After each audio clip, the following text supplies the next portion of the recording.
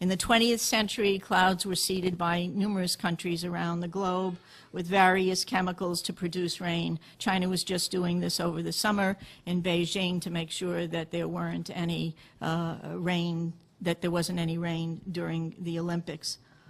But all this has changed dramatically with the U.S. military's secretive research and plans to control the planet's natural weather.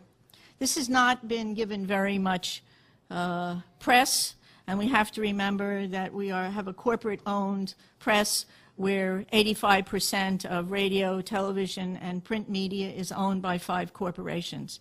So they're not going to talk about things that are of really serious consequence, and that's somewhat of the blessing, a mixed blessing of the Internet, but there's certainly plenty of information on weather modification.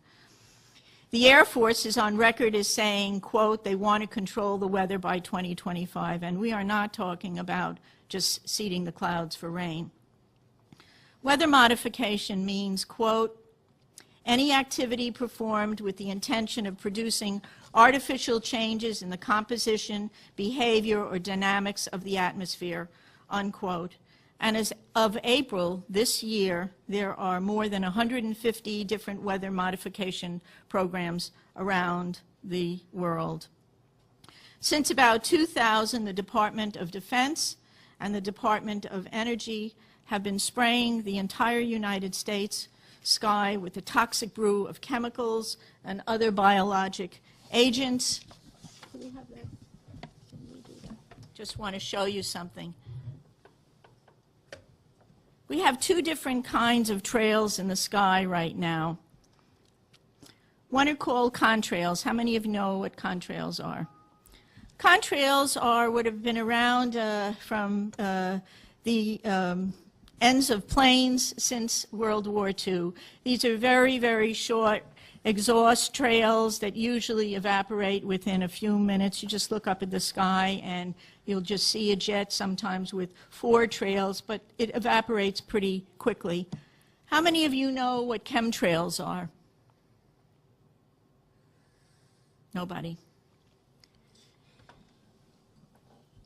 The military and some commercial planes are spraying us with what are called chemtrails. I want you to look at these. And oftentimes, before there's a weather front, there are heavy assaults from these planes just before a weather front is changed and comes in. Military and some commercial jets have been fitted with huge barrels of at least 49 different kinds of documented chemical poisons.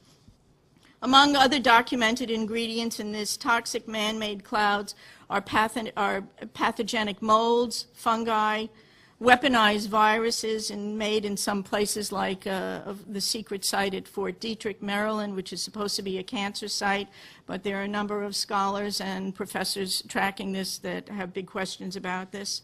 Barium and nanoaluminum particles. What do these do to the human body? Barium is an alkaline earth mineral. It was discovered in 1774. At low doses, it can act as a muscle stimulant. At high doses, it detrimentally affects the heart and the nervous system. Barium is toxic to all mammals, and that means not just humans. Aluminum, which is the most abundant metal in the Earth's crust, is known to diminish kidney function and destroy brain cells and cognitive function. Just think about it. Just between the aluminum and the mercury that we're breathing all the time, we've got already a serious issue about brain function and cognitive function.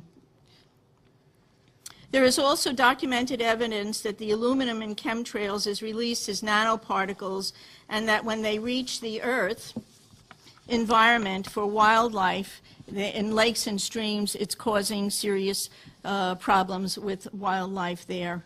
Researchers are also finding that nanoparticles interfere with the growth of plants.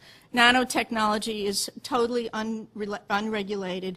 Just this past month, a new research report came out showing and documenting for the first time that these nanoparticles actually go through the skin. Well, if you breathe them, whether they go through the skin or whether you're inhaling them, it's still a problem, a serious problem.